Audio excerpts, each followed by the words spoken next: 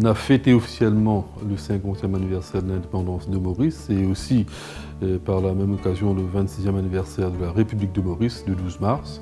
Mais il y a certainement des activités qui s'étalent tout au long de l'année parce que 50 ans, c'est un grand moment.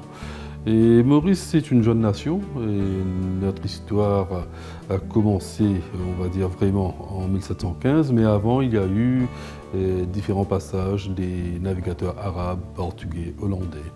Cela a pris une tournure assez sérieuse avec le passage des Hollandais qui sont restés sur l'île pendant un moment et qui nous ont apporté le canne à sucre et le cerf aussi.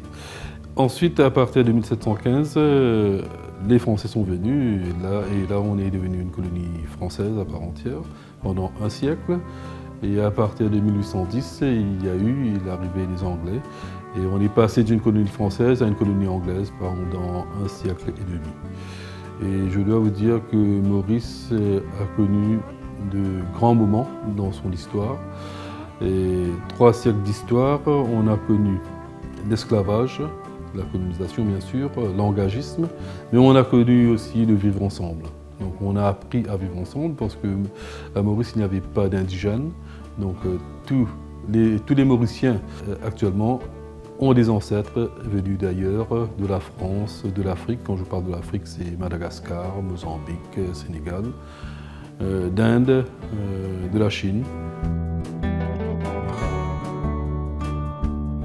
Lorsqu'on a obtenu notre indépendance, certains nous avaient prédit un avenir très sombre.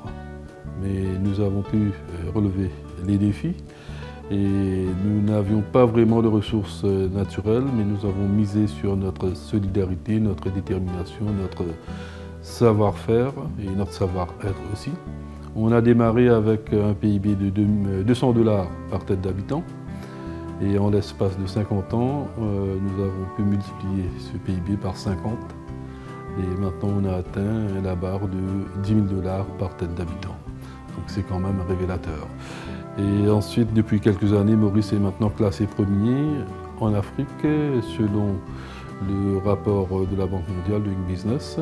Et en l'espace d'une année, on est passé de la 49e position sur 190 pays et à la 25e position. Toujours sur 190 pays, en l'espace d'une année, je précise, et toujours selon le rapport Doing Business de la Banque mondiale. Et notre force, si vous voulez, c'est d'avoir pu nous adapter au contexte international, au contexte économique et politique international. Et nous avons démarré avec la canne à sucre, nous avons enchaîné avec le textile, le tourisme, et maintenant nous entrons de plein pied dans le secteur immobilier et surtout le secteur des services. Donc 50 ans, c'est un moment important comme je le fais ressortir. C'est un moment pour nous pour prendre du recul, voir comment notre parcours a évolué. Et 50 ans, c'est l'occasion aussi de rebondir.